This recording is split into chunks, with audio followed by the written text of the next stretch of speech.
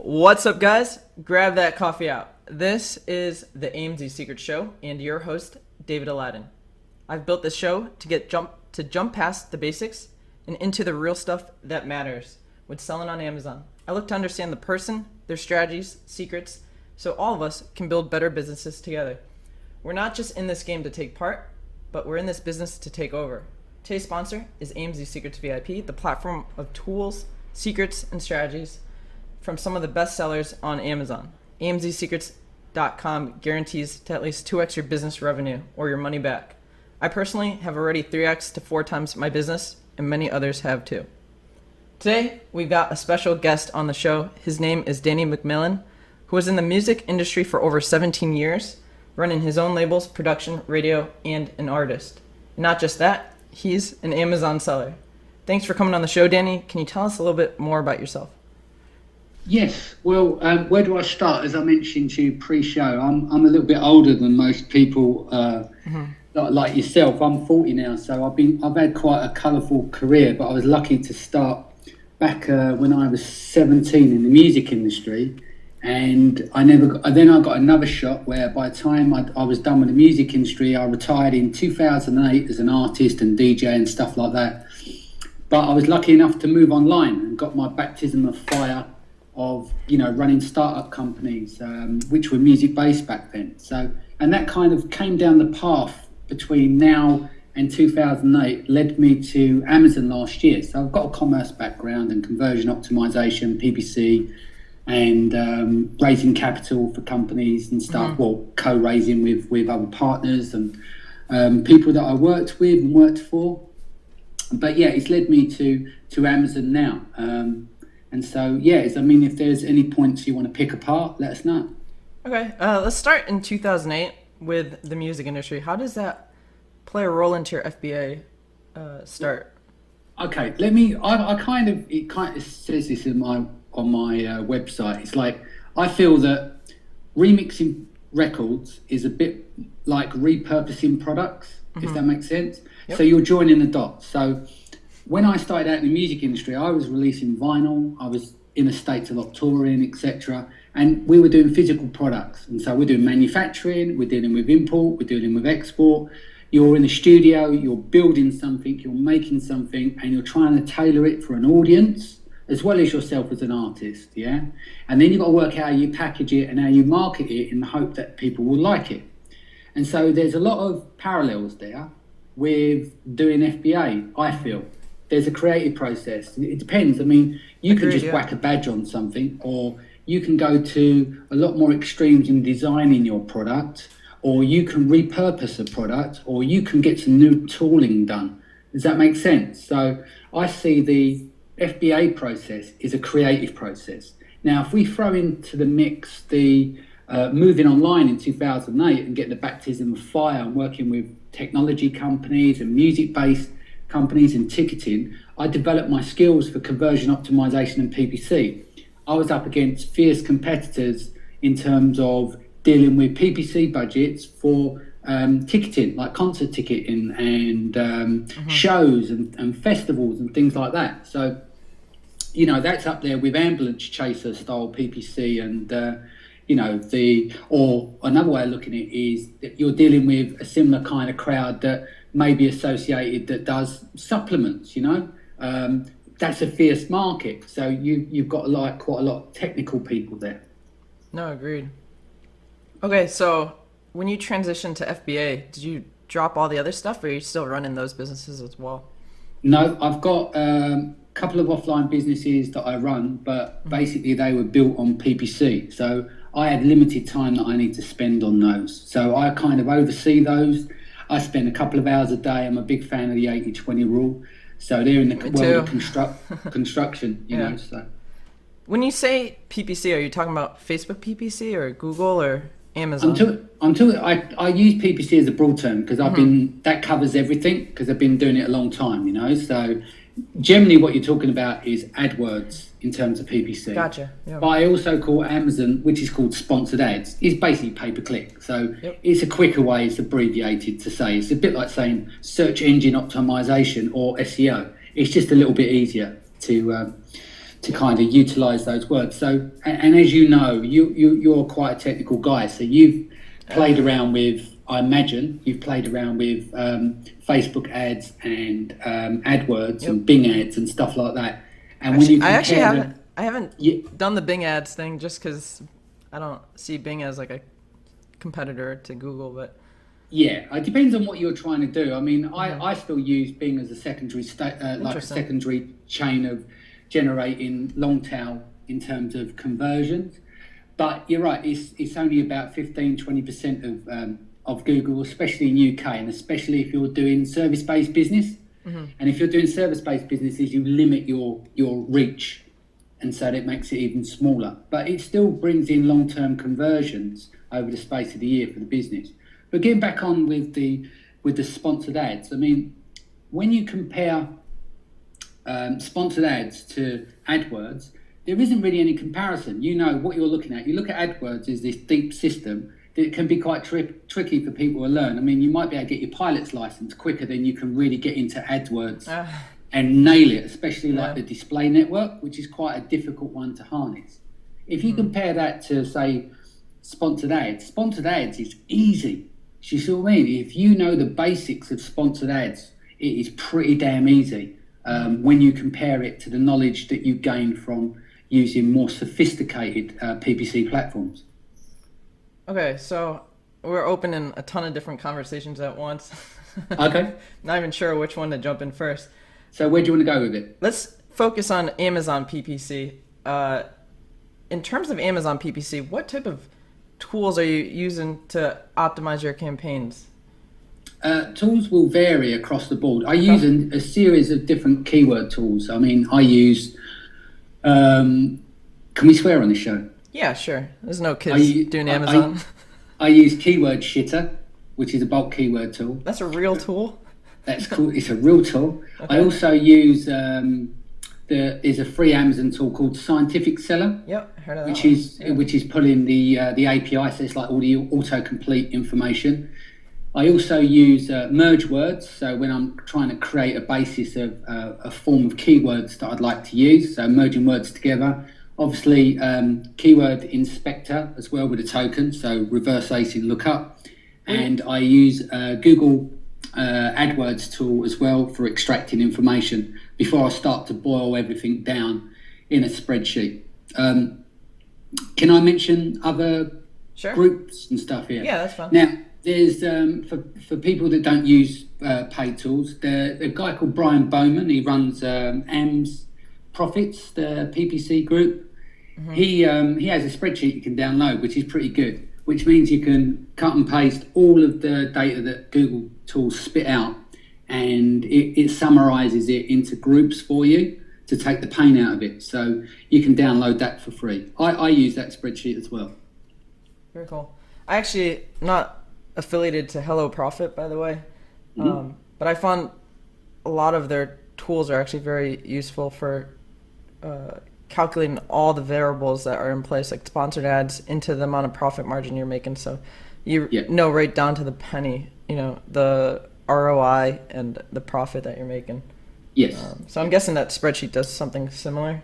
Well, no. What it does is the spreadsheet dedupes the content for you, and it groups them by the what's it called? I've got it in front of me now. The impression value. So how many searches per month, say for the Google one, yeah. So what we'll do, you can set a threshold. So let's just say that you want a group of keywords that have got a threshold of above 2,000. You can set that threshold, and then it displays a series of panels. And in those panels, it'll group you what is the most high velocity keywords. But it's also deduping at the same time. So really, it's a cleanup tool. Interesting. Okay. Yeah, and you can also in there take the information and redo your title and bullets and stuff like that. So yeah, it's just got a file section. I downloaded it from there, but I find that quite handy and always mention that to people as it's a freebie to use as well. When you talk about merge words, that tool, mergewords.com? Yes, yeah. And you're forming keywords. Is that keywords that you put in your back end or into the description? No, what I use merge words for, let's just say that before you hit the tools, you're brainstorming, yeah? You're deciding a few keywords that you want to start with. I kind of I put that in there to throw up some different combinations, and then I can run them via the Google keyword tool just to see what it gives, it's just an experiment. It's not anything set in stone. It's just my way is that I like to go quite deep with keyword research and spend quite a bit of time on it and set it up. And I wouldn't say I get a massive hit ratio out of it, but it's one of my processes that I go through amongst all the tools. Because, I mean, to be honest with you, some of these tools are using and pulling from the same API anyway. But I still like to check against the data. Yeah, I actually use a bunch of different tools. And even though some of them overlap, there's always like a certain reason why I use a specific tool. Yeah, I mean, even because we're geeks, right? So basically, we like the interface, or we feel the need that, oh, look, we've got another tool. Let's just use that and run that into our spreadsheet. Maybe should 80/20 it a little bit better, but yeah. No, I know a lot of people say that there's like just too many tools and you're using way too many, but like, for example, like Feedback 5, I use it to pull up like the buyer name and all their information, and also it pings me whenever I get a negative feedback. Yeah. And I also use SalesBacker, which sends out all my emails to my customers. Even though Feedback 5 can do that, I just have already created them all, and it takes a long time to do it all. So these tools are there to harness. I think where people fall over is that, let's just say people come into the game and not very technical. If we've been doing this for years and using lots of different tools, we're used to user interfaces, right? We get the general gist, so we can pick stuff up a lot faster than people that don't use these tools. And I think people get bogged down. So it's knowing when to stop, isn't it? It's knowing like, right, that's enough now. I've got enough tools and I'm going to focus on those, and then I have to switch off at some point. Yep. And for those tuning in, DannyMcMillan.com, he lists some of the tools that he uses. One of the live viewers just asked if there's a place where it was all listed. Yeah, on my website. I'm not affiliated with anyone. I don't do affiliate deals I try to stay away too. Yeah, no, I mean, it just complicates things, Well, it's just, I think, because I do a lot of speaking stuff, I want to stay impartial. So I don't do affiliate deals. And so on the website, there's no links. They're just me showing people, hey guys, these are the tools I use. Help yourself, basically. Yep. Agreed. Cool. Okay. All right. So my next question is, you have all these PPC services like AdWords, Facebook ads, Bing ads, and Amazon ads. What percentages do you give to each one to promote your products? Okay, right. So let me give you my theory on this, and it's not for everyone, but it's about 80/20, yeah? Now, Amazon's got some of the best growth hackers in the world working for them, driving traffic to their platform, yeah? They don't need my help, is my theory, yeah? So I may be completely wrong on this, but I'm still growing. I'm not Will Churlin doing 8 million a year. I'm still growing my business. So my focus is on platform. Mine is, look, Amazon and their growth hackers and technical marketers are doing a fantastic job bringing them all to the platform. Now, my job is to make sure I'm optimized well enough organically and obviously in terms of PPC on platform. And then I'll get another product, then another product. There's going to come a day when it happens. Now, let me give you a quick example of that, is that I've also in beta at the moment with Merch by Amazon. Now, with Merch by Amazon, the only way you're going to be able to do real marketing on that is through third party, is off platform, because they don't have sponsored ads. So basically, you've got a short title, you've got 2 bullet points and a description. And so it makes it very difficult to start optimizing and leveraging on-platform tools to start ranking, especially when it comes down to things like t-shirts. So I am going to start experimenting with off-platform for the Merch by Amazon stuff, but we're a little way off from that. It's actually it's interesting that you say that. I find Amazon PPC to work very well. Yes. But it's actually very expensive if you start doing your PPC costs and breakdowns. So I've started experimenting with acquiring websites that are related to my product. and it's kind of like a new thing I want to talk about in the future. Yeah. But if you acquire websites around your product, that have like 100,000 uniques a month or more, Yes. and then send that traffic to your product shopping page, which then sends it to your Amazon page, you actually send higher quality traffic to your Amazon listen, and it converts as well. So you're not decreasing your conversion rate that lands on your page. Yeah. So just going back to what you just said, you just mentioned that, PPC is very expensive, right? It isn't for me, but it is for you. And I think maybe what it is that I have a method called Steady Eddy. And what Steady Eddy does is pick boring, dull products that no one's interested in and are not sexy in terms of competitors. So if you are going into, say, a high velocity area, the market's being driven and the cost of PPC is going up. So let's just say, like, my products will do, my goal is to each product is to reach 10 units a day. I'd rather have 10 SKUs doing 10 a day, and diversify my SKUs than trying to do 100 units a day on one SKU. Gotcha. So what happens with me is my PPC costs are low, and I tend to tune all my listings with my auto campaigns. And I always start with low bids. Like, I'm running one at the moment in the UK, and there's, I think, because I've just launched this product into the UK about 3 weeks ago, I've not even run a report on it. At the moment, the ACOS is about 11% or so on it at the moment, and their bids for under 50 pence over in the UK. What can we? Now, is that like 5 cents a bid? 50 pence? No, it's half a pound basically. It's it's like 50 cent to you, but 50 pence over here. Was obviously the there's more pound to the dollar, so it's probably about 70 odd cents for you. So they are lower bids, but if you're in a higher velocity category, you probably can't really get down that low because the market's being driven, by the PPC cost. So I may be completely wrong. You might be doing Steady Eddy products like me, but general consensus I've found is that people are finding that, they go into a competitive area, and of course the PPC costs are spiraling there as well. That's actually very interesting. Why is it called Steady Eddy and not Steady Danny? Because Steady Eddy kind of rhymes, I know. So it's a joke. It's a jokey name in the UK, so it's kind of caught on with our group with the presentations we do in the UK. I call it the Steady Eddy method, and it's kind of stuck.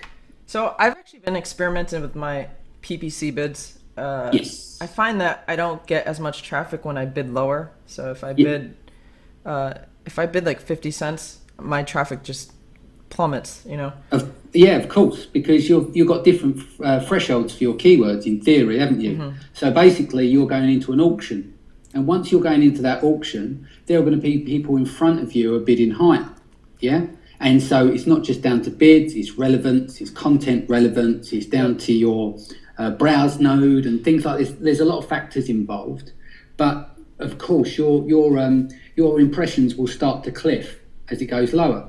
But now with the introduction of up to 5,000 characters on the back end, I'm looking at a different way to different people. So when my products do reach 10, I'm letting them run, if that makes sense. Because I'm moving on to the next product. I'm not trying to optimize the life out of something. I got you. Squeeze even further. So it's like what we said before we start. It's about strategies. Doesn't make my strategy right, but this strategy works for me. It cuts back on hijackers and stuff because it doesn't present a sexy light, what I do. Mm-hmm. But that's good enough for me. Does that make sense? Okay, so what Danny's saying is once he gets his PPC optimized and he's selling 10 units a day, he moves on to the next product and launches, and he keeps doing that over and over again. So how many SKUs do you have right now? At the moment, we've got one live in the US and just rolled out across Europe and UK. We've got 2 on the way that will be there at the end of June. And then the goal is by August, we shall have another 7 going out the door because I'm doing multi-launches. This is why we went to the Canton Fair, which is obviously how we chatted through the piece that I'd done.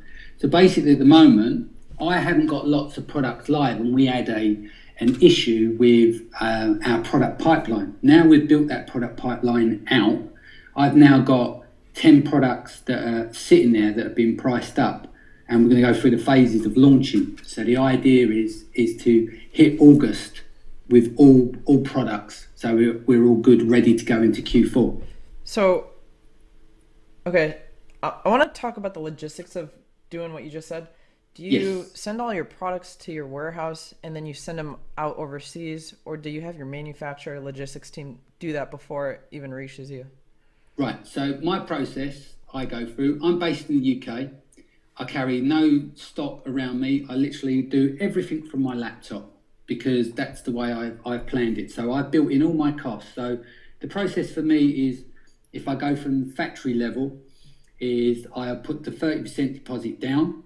Then I get a pre-shipment inspection from my inspection company. They'll come in, and then it will then go to my freight forwarder, and it will go to then be delivered to the US.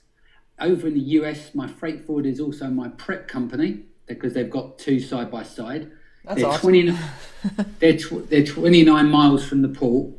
Nice. So any problems, I can get them to pop down to the port and see what any issues are. Mm-hmm. It also reduces my time in terms of sending them across country in the US. It might take 3 or 4 days extra after clearance at the port. Yep, that's true. And then what happens is I include another 10 to 15% in terms of packaging in with our stock, so that the inspection that end is not like a pre-shipment, it's more like a look over, and then the packaging is replaced, and then it's turned round, and then they open up the shipping plan. They've got access, like a limited access to the account. They deal with the shipping plan for me, and then it goes off to Amazon. Okay, so you ship directly from factory to Amazon, and so with the checks and balances in place, right? Yeah. So basically, you've got two forms of very cool inspections, if you like, because for me, the products I do are quite complicated intentionally, because obviously I've gone through difficult pain points, and the problem with that is consistency has to be measured. But I know people that can just go straight into Amazon and not worry about it, because their X in a box doesn't have many variables involved. And so if it's come off the factory line, there should be a level of consistency there, and they've built trust with their manufacturer. But if I was to do that, just to pre-warn everyone, I've rejected 3 labels and the product twice on all shipments before it went out the door across multiple shipments. So it gives you an indication. I probably wouldn't have an account by now if that lot turned up into Amazon and it was unusable. No, that makes okay. I guess one of my issues that I'm having right now is I want to expand to Canada and the UK, but it looks like at the point it's the freight forwarder who I need to work with to divert all the inventory. And then my other question is, how are you dealing with splitting up your inventory and calculating the velocity of each one, especially on a first launch? Right. Okay. I don't really go too much with rhyme and reason. I started out just being completely anal with all the tools, and then what you realise is my end of the market, the lower velocity end of the market. The thing I need to watch out for, if the velocity is too low, then I'd get no sales. Does that make sense? So mine has more of a romantic aspect, because if I was just reliant on tools all the time, I probably wouldn't launch anything. So I have to kind of back my hunch, and I look to add as much value to a product as possible. So I try and find 3 or 4 points of differentiation. And I think the way that I do my listings is very, very important as well. So it's hard to answer that question for you in a proper way. But if I give an example, I always try and launch I'll start with each product at 500 units, because I want to do a handful of giveaways so that I can get 1 or 2 reviews, even though I start PPC before, and I don't believe in the myth that you've got to have 10 reviews to turn on PPC. I just get them because people like to see stars. And when they see stars and they get to the listings, they can make a decision from there.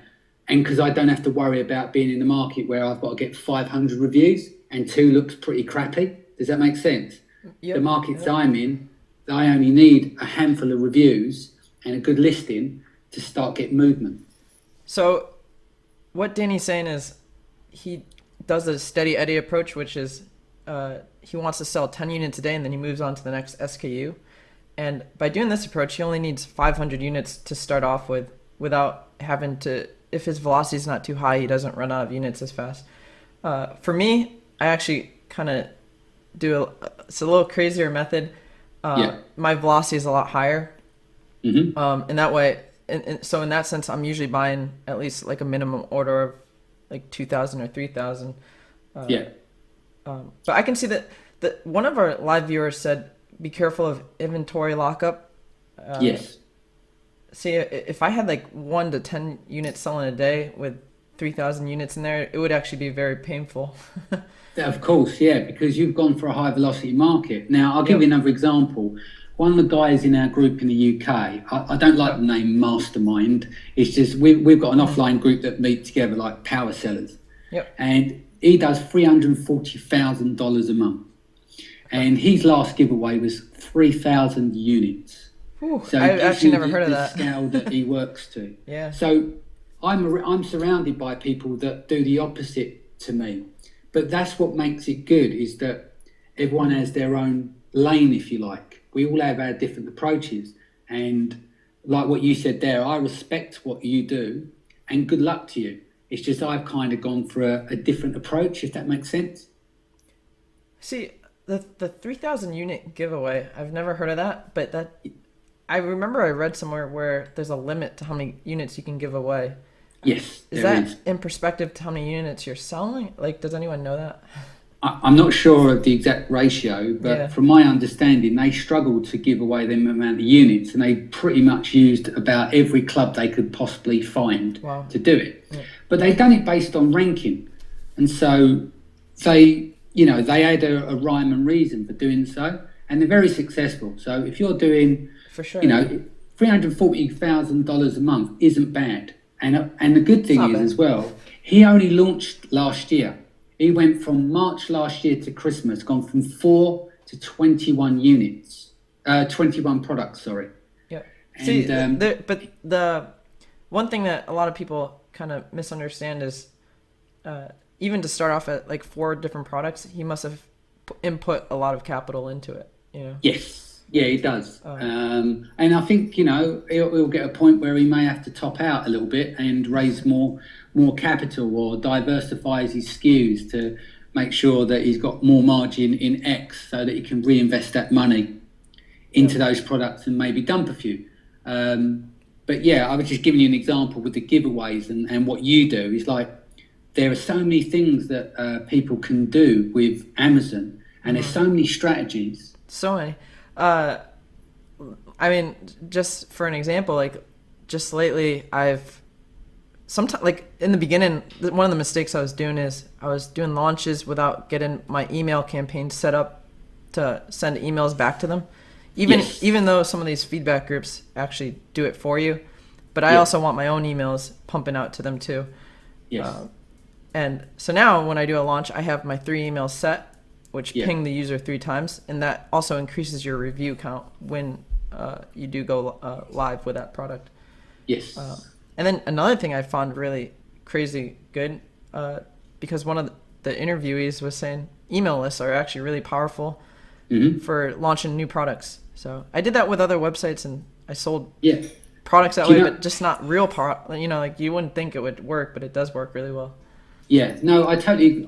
There's no disputing that issue. You've got to go and build that list. You've got to do this, and part of my reasons for that, because of running commerce businesses prior, and how it compares to Amazon, is like my approach is maybe different. Is because I've been through that. I've done ticketing startups, and we've had development teams, and we know, to build lists is important. I've had an editorial team and things like that.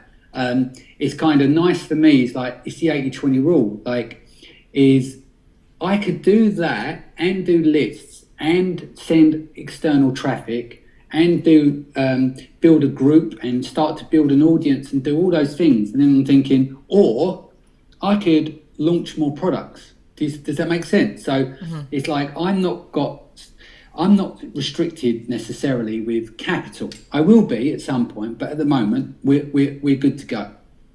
And so our focus is to get as many products rolling as possible that diversifies our portfolio, and then that way we can start trimming out the poor performers at the end, because eventually they start to peter out, and then we can start upscaling it and diversing further by bringing in, your wholesales and exclusive deals with partners, which I'll get into later if we discuss Canton. So there's just so many different ways, and I'm enjoying this conversation we're having now because, you sound very excited about it as well, and I think it's important that there isn't just one method, is there? We can do so many different things with Amazon, and the more creative you are, the better results I seem to get. Yep. One thing I actually saw pretty impactful was I started adding like a little line in my product packaging, like join this list, and we pretty much give you like free stickers on your product or whatever, like whatever is related to it, your product. And I noticed a lot of people that received the physical products later went on to the website, joined the list, which is actually gaining a lot of leads now, which I can keep on the mailing list. Yeah. How often do you send out emails to your list? I don't at the moment. Basically, what I do, again, it's a slightly different method to what's normal. Let's just say an email sequence. Yeah, I use is it feedbacks? I just like the interface. Quite a straightforward UI. It's not super packed with overflow of features. And basically, I've got mine set up and optimized to send 2 mails. Yeah, the 2 mails are there to educate the customer. Inside of both those mails are infographics. Ooh, that's a good one. Explaining how the product works if they didn't realize already, which ties in with my listing. So I don't do mail shots third party to bring customers back, but I do a 2 mail sequence, as I said, which is an educational mails, which is again slightly different approach, because for me, I don't need hundreds of reviews. I just need to get going. So what I should explain here quickly as well is that this ties in with how I present my listings as well. So if I can just slip this in, it's like my main image, is the way I work is that I've got the white background, and then I've got packaging showing like partially in the image, so you don't see the full image, but that's to not detract hijackers, but it makes them think, because it's not just stuck in a certain style bag or box that's plain, So I make that clear to them. And then the second image, it changes things up for the customer, because it's basically an infographic which covers all of the uses that you can do with this product. So instantly they do first picture, then it's like, oh, okay, I'm being educated here now. And then the third image, fourth image, and fifth image is the item in use. Yeah, so it's not just on white background, it's in use, and it's got overlaid text doing the description, like you've seen on, say, mobile phone cases or battery chargers for mobile phones, or you call them cell phones, So there's that overload text, and then I normally roll out last couple of images, they could be on white background or whatever. And so what I'm trying to do is I use that as an e-educational process because my product's technical, and I use a description in the same manner to create congruent marketing. So to give you an example, let's say you were doing wrapping paper, and you say this wrapping paper, instead of saying it's 1 meter long by 10 meter long, that's really boring. What you could say is this wrapping paper will wrap 10 Harry Potter books, 5 iPhones, 10 bottles of perfume. Does that make sense? So it kind of brings it to life for the customer. I think what you mean to say is, instead of just saying what the product features are, is what the product can do for the person. So like the benefits that it actually does. So, it's almost creating a virtual showroom, because basically I need to educate the customer on my product. I don't need them just to buy it because they like it. I need them to go through these educational steps. I breadcrumb my way through these steps using images. Yep. And then when I you agree. get I down to actually page- do that myself too. I do the first one's like the great product image. Second is that infographic. Third and fourth, fifth and sixth is always going to be action shots, like something in live motion or whatever. Yes. Like how I would use it is going to be those images. So Yeah, I mean, that's a little tip I learned from a guy called Anthony Lee, who's very, very good, and he's done some amazing posts in some groups, and so I kind of pilfered that idea from him. Very cool. So credit to him. Thanks, Anthony Lee, if you're watching out there. Yeah. Okay, cool. Okay, let's jump back into the Canton Fair. So you went to China? Shall we? Yeah, go on. You went to China? Is that correct?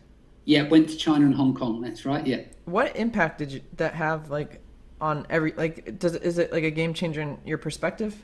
Like Yes, on multiple levels. I've gone from sourcing online, training a VA, almost moneyballing the whole thing in Google spreadsheets so that the cream rises to the top. And then I've completely dumped that process, because once I got over to Canton and especially Hong Kong, it's completely changed my way of looking at stuff. Because the whole Canton trip for us is that we had 5 different products fall over in terms of the negotiation process, issue with tooling, etc., etc. So our point we're going there was to see if we could open our pipeline, and it's the best investment we've made for our company, without a doubt. Did you get all your, you said you're about to launch, I think it was 10 SKUs. Is that all from the China visit? Right, so we've got the 2 new ones that go out the current factory, which we met in China and had dinner with and went through samples. So we took advantage of the trip that way.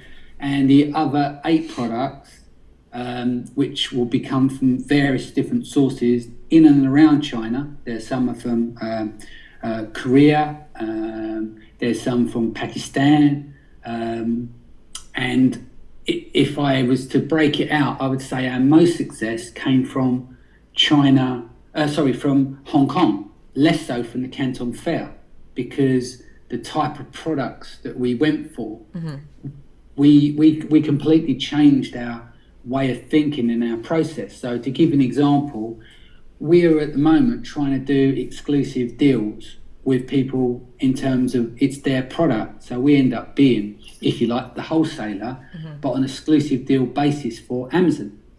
Very much like what Will Turland does. He offers people, he says, look, I can create visibility for you on Amazon, but I want to avoid a race to the bottom. There's no point in someone else selling it, and I'll maintain your margin, and it will keep your offline partners happy, basically.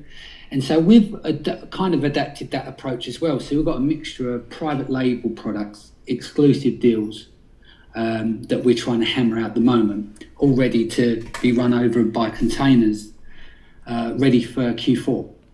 Okay, so that could be actually pretty lucrative, the way that you're doing that approach, just because you're eliminating any competition from coming in.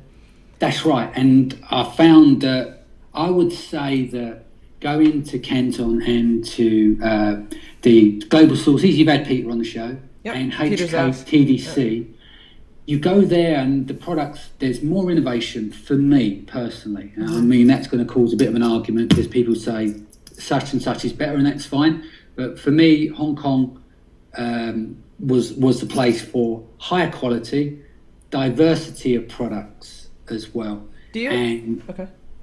And in terms of the products that I want, and it's just the quality was just next level. I think with the Canton Fair is everywhere else on steroids. If you want to go and find some fabrics, you'll find 100 stands. Or if you want to find a stone-looking style pan, which seems to be in design at the moment, there's hundreds of stands that sell that stuff. So you've got plenty to choose from. which is often based on price because it's a differentiation in terms of quality. Whereas in Hong Kong, I found that you got those new products there, yeah? So these companies are putting their best foot forward. And from doing so, they're not necessarily putting their stuff up on Alibaba, or if they do, there's 6 months to a year away. And so what you're having now, I think, is you get a foothold on the competition by up to a year in some cases. Let's look at it logically. There's probably 99% of sellers won't go to the Canton Fair, and so they won't see those products straight away. So if we take the scenario of where you've got the ASM style model where everything fits in a shoebox, you get a lot of people launching a product, putting a badge on it, and then by the time their product's landed, there's half a dozen ASMers doing the same thing, right? Because they've gone to the same factory and stuck their badge on it. But the approach I'm trying to take is differentiate even further by trying to use manufacturers or brand owners to diversify the risk and buy myself some lead time. So, okay, I've got two things to say on this. Okay, the way I kind of took the approach on this is I'm actually creating very unique molds that don't exist. Good man, well done. That's what you should be doing. The only issue is the risk it puts, like I've got to pay for the mold cost and whatnot. Yeah. But by doing this, there's no one that's going to have this product for at least a year, and I'm also going to, try to patent myself over here in the U.S. We'll see if that works or whatnot. But do you see a lot of products in China that don't yet exist in Amazon in Hong Kong? So are these do you see products that aren't listed? Yes. Okay. So basically, the list of 50 that I had, I'd done some checks. About 45 of them are not on Amazon. Wow. Okay. So there's a huge potential potential there. A lot of them have got patents as well. Actually, no, it's not 45. I would say about 40 of them, because there are variations. So there's certain things there's actually new products that don't actually exist, which excites me quite a lot in terms of trying to launch a product that doesn't actually exist on Amazon. But you've got ones where, let's say example, you've got something where it's got a special coating, for instance. So there are other items, but this one's got special coating, which gives you that differentiation. Does that make sense? Yep. Yeah. So yeah, I'd definitely say out of the lot, let's just say 40 wouldn't be on Amazon. 5 of them would be, they don't exist on Amazon either. Yeah. And then the rest of them, you can protect yourself by maybe agreeing a deal if the deal's agreeable. That's not to say I'm going to land all those deals by any stretch of the imagination. But are these China patents, by the way, or are they U.S. patents? They vary. Depends where they're situated. I'm wondering if it has a China patent, but then you bring it to the U.S. and then you patent it in the U.S. because I think that's different, right? I'm not focusing on the patent end of things. What I'm focusing on is that they don't provide their product on exclusive deals to other Amazon sellers. So let me give you a scenario, okay? The last day of the trip, we managed to pack in a visit to Shenzhen. So we were in Guangzhou. We were thinking about flying back the next day. We started negotiating with the factory. They sent us an Uber and to come and collect us. So we spent 2.5 hours traveling down to them, done a tour of the factory. And we were in negotiations and said to them, look, this product here, you've been doing for 8 years, but you're not selling it at all in the US. What we want is exclusivity. We're paying for this product to come over and taking all the risk on your product under your brand name and building your brand.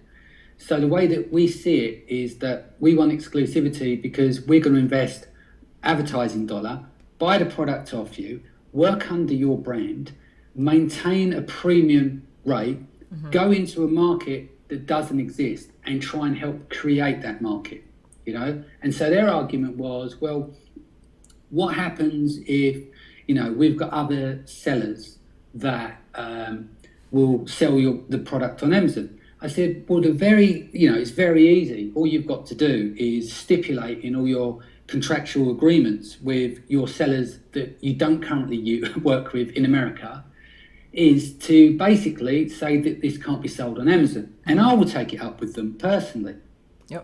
Because I said to him, look, no one's taken notice of your product yet. You've been doing this for 8 years. I'm not trying to leverage you here. What I'm trying to do is help create the market for your product. And I have to spend, or we have to spend, me and my business partner, money on your product to get it going. So is this the product that you're going to launch in August?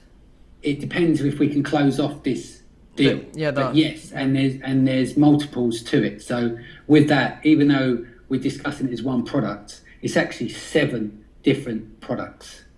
And then you're doing the 500 units for each one? Yeah, so we'd probably do 500 of each to do a test. But because it's creating the market, like there is no keywords for this. So I have to do keyword by association, neighbouring keywords. Yeah. So it's going to cost me more money to create the visibility for the product. But to finish off, what I said to him, I said, look, if we create visibility for you on Amazon, you've got off Amazon to yourself. So if you've got buying teams, like I get buying teams approach me for our products to sell offline, if that makes sense. Mm-hmm. So I said we could actually create more attention around your product by creating visibility. And if you want to sell a big box, that's entirely up to you. And good luck to you. But we just need to add that exclusivity. And that's kind of our pitch on the exclusive deals, which I'm sharing with everyone who can do exactly the same themselves. Yeah. So did his greed light bulb come on and not let you sell it, or? What's that? Say that again? Did he become greedy and was like, no, I want everybody to sell it? No, I mean, it's not about greed. For me, it's like, I was talking about him.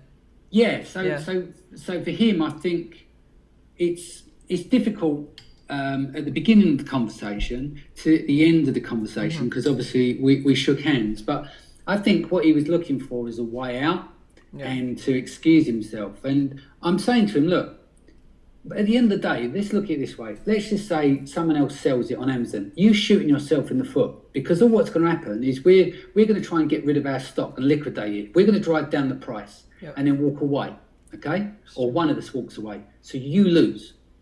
Then what happens then is that all your offline stores that you started selling to, because we're creating visibility, hence why you've got another Amazon seller on board, selling the product against the listing that we created to try and build your brand, all you're doing is causing issues for yourself, and you're going to cause issue for the companies offline because we're driving down the price. So it makes no sense as a channel. The only issue I see with kind of like this strategy is, what if that China wholesaler starts to, have enough money to do it themselves, and then just takes over your listing, since they are the brand. The thing is, in life, that's always the possibility. Mm-hmm. So these are the things why you have to test them. We might get a decent run out of them. Do you see what I'm saying? And we might find that, we do an exclusive deal. These are all tests. This is what I was saying to you earlier before the start of the show. We're running tests here. We haven't done this thing before, but you don't know until you find out what doesn't work, One of the live guests said they don't know how to do it, but I kind of have this feeling that Amazon's going to keep making it easier and easier. Yeah. I don't know if you saw the news with the how they're going to be a shipping company too now, directly to Amazon from overseas. Yes. So maybe not in the next year or so, but within the next 10 years, it might be possible. So yes. No, totally. They're going to make it easier and easier, and obviously people get scared that they're saying that the Chinese are coming and their listing's being hijacked and blah blah blah. But at the end of the day, most of this stuff's out of our control, and all we can do is build the best business we can. Yep. So I do have an eye on the future, and I have an offline plan in terms of coming off of Amazon. But ultimately, I try and steer away from Amazon's going to do this, and how that's going to affect me in 2 years. Tomorrow's is a new day. Does that make sense? So I try and focus on my business and try and do the best I can to develop that. Agreed. Both of us, we don't know where we're going to be in 5 years, especially, And isn't that exciting? It is. No, it's awesome. I actually like it that way. Yeah. Okay, so we got 10 minutes left. Okay. What would you like to cover? I'd like to squeeze as much out of this interview as possible. Okay, well, we can extend it if you want. It's entirely up to you. But yeah, Okay, we'll see. We'll see how it goes. So if you could start Amazon all over, what would you do differently? what would I do differently? Let me think. Yep. I think if someone had, in hindsight, if someone had told me, get yourself to the Canton Fair or get yourself to Asia, and look for products that way, I would have done that from day one, because that was been the biggest problem in our business. The area of getting a product pipeline together. It's there now, and we've got a wealth of stuff to choose from, which is fantastic. But that would be the number one thing. The way that I source. I feel like I need to go to Asia. I'll be back, guys. Yeah, no, it's great. I'm going back in October. I've been invited to speak again at the Global Sources Summit. So I plan to go back there, and worst case scenario, I'm going to be doing Hong Kong, and I plan to do this every 6 months. When's the ideal time to go to Asia? Yeah, well, it's going to vary. I mean, I can't give you that answer because I've only been to Canton and the other two fairs once, and that took place in April. But I can tell you once once I go again in October and then again in April. Yeah, I'm gonna try to book a flight. Not gonna lie, I need to get my visa ready, and then Well, have a look at my piece. How hard is it to get a visa to China? Does anybody know? I don't know for the US. The UK was a little bit painful, but as I said, I've done the web retailer article, and in that there's 5,500 words trying to break down to take the pain out of going to Canton and Hong Kong. So, go on. I think my concern right now is there's just so much expenses leading up to Q4 that both time and money that complicate everything. You know? Yes. No, if you've got a cash flow issue, most definitely. Yeah, I know. I'm in a position where cash flow at this moment, I'm very fortunate and lucky, and I consider myself very lucky, having investors and stuff. But on the flip side, people had different issues. Like I couldn't get products, but I had the cash, and vice versa. And like you, if you've got a cash squeeze, maybe you're best invested to do. Get your Q4 out of the way, focus on that, and then go in April when you've got some money in the bank. See, for me, it's not even. I feel like even if I had like a lot of money, I would just use it on Q4. So there's no like all the money that I've been earning, it just goes right back in. So if it was like 1 million, I would just put that 1 million back in. Yeah, no, we don't. That's like the cash squeeze issue I have. It's like whatever money I put in, it does sell fast, but it's just, that limit threshold is always there. For you, you don't sound like you've got a product pipeline issue to deal with. No. So you've got products that can flow. So you don't need to go. But if you've got an issue with your product pipeline and you're not happy and you spent months sourcing and things are falling through for different reasons, that's when it's good to go to somewhere like a fair, because it's probably a lot to do with the level of quality that you're looking for, but you didn't realize that because you may have lacked that knowledge up front. Is this going to be your first Q4? This second. My first Q4 was last.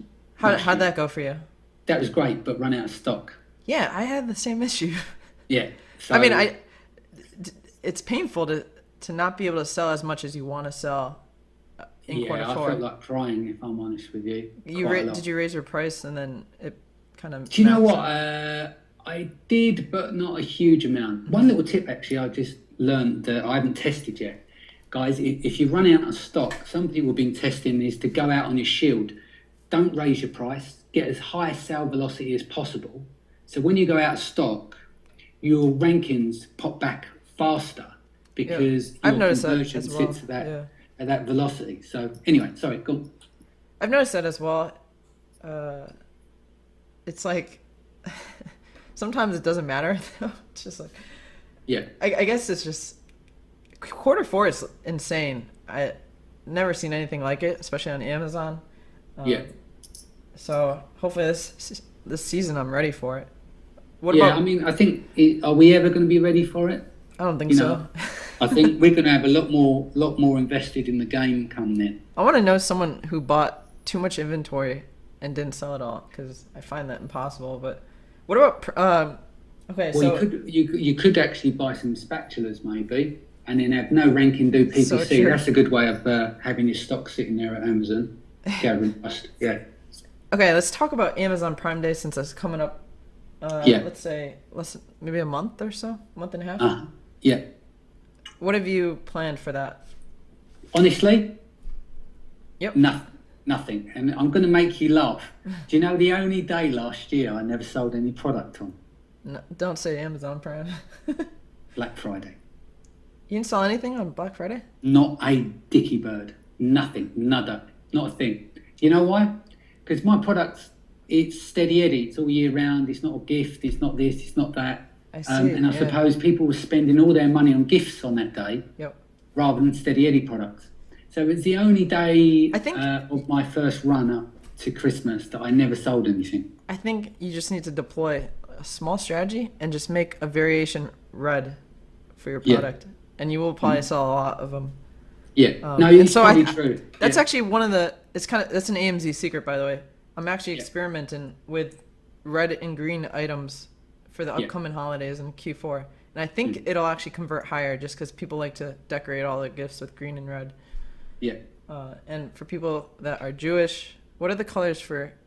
Do you know? I'm for the not Hanukkah I'm not and sure. stuff. I think it's gold. Right. So maybe like a gold variation. But yeah, okay. So for Amazon Prime Day though, do you have lightning deals strategized? No, I'll need to. Interesting. But Go ahead.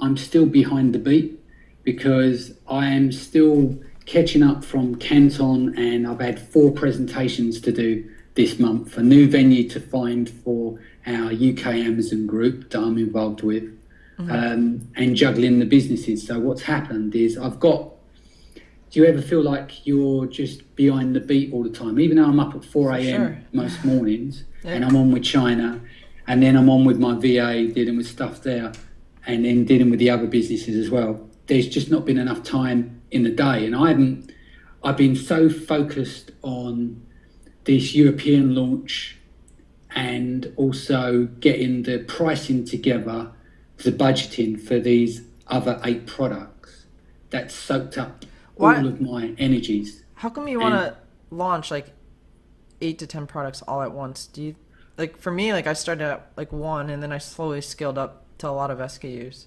Okay, so where I am with it, my theory is like there's 2 going out the door, which are similar products to each other, different set of keywords, but neighbouring. And I find that when I carve out the time and I've got a launch happening and I've got optimization to do on a daily basis, so you have a set of tasks for that product. When you're dealing with more low velocity products and you're only trying to achieve 10 a day or so, you have less time to spend on the product. So I might, when I launch my first product, I only might spend an hour or so a day on it post-launch. There's not much after the prep. There wasn't much more I could do without over-optimizing and playing around with stuff too much and just making busy time. Is that I'm working out the longest part really is the period where you are launching the product itself. So why not get all your inspections done, all your artworks done, all your other elements done if you're trying to focus on, a section of products whereby you can take care of like the copywriting and they work in groups. I know it's a little bit more, but when it comes to actually launching it, my theory is that you're going to be working on, say, I won't launch 8 at once. I'll do the 2, 4 and 4. And so when I hit the 4, that's going to take the whole of my day up. Does that make sense? On a daily basis while I'm optimizing. A little bit. The only issue I see with that is I like to convert all this inventory right into cash so I can see how I can order my next inventory set. Do you guys watch The Profit over in the UK? It's actually a pretty good show, TV show. No, I haven't seen it, to be honest, because I don't watch TV. I'm always working. Oh, okay.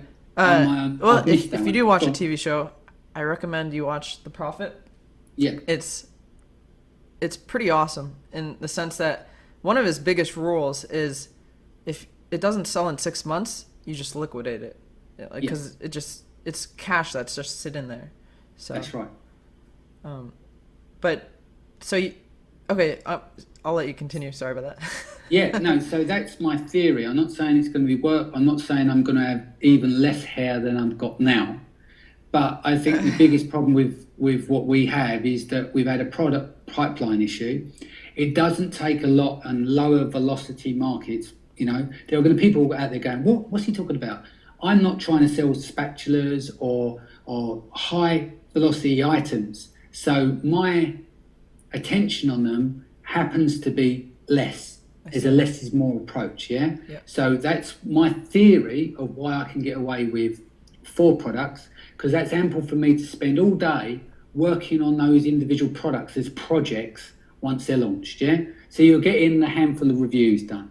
You're checking your PPC, you're running your campaigns, you're looking into your rankings. Because if one product's only taking me, an hour and a half a day, 2 hours a day to play around with, because I'm not a guy that sits there, because I've been doing PPC a long time, I don't sit there and run a report every day and optimize my listing. Because that's, for me, is crazy, because you've got so many variables. So I allow, I suppose I'm a bit more mature, is that I can allow stuff to roll without panicking, if that makes sense. No, so I'm not fiddling all the time. So I feel that I'm safe to do 4 products. And obviously I can liquidate the ones that don't work and move on to the next one. But I'm buying enough stock, and obviously as well, by bringing over 4 container loads, you can maneuver everything in that way in terms of managing your costs a little bit better by bringing them all over at once. All your inspections are being done at once. So, are these 20-foot containers? It would depend once the product pipeline drops out. As I said, we've got them narrowed down. We've got finished negotiating all the deals for them. And then obviously that's going to be determined on size, because some of these products are oversized as well. It's very interesting strat. Yeah, because the containers are massive. That's right. You could probably fit, and you're only fitting 500. I don't do the shoebox stuff. Yeah, do you see what I mean? You're doing large items. Yeah. So you can, let's just say, I don't know, let's say someone selling, not me, but selling fire pits.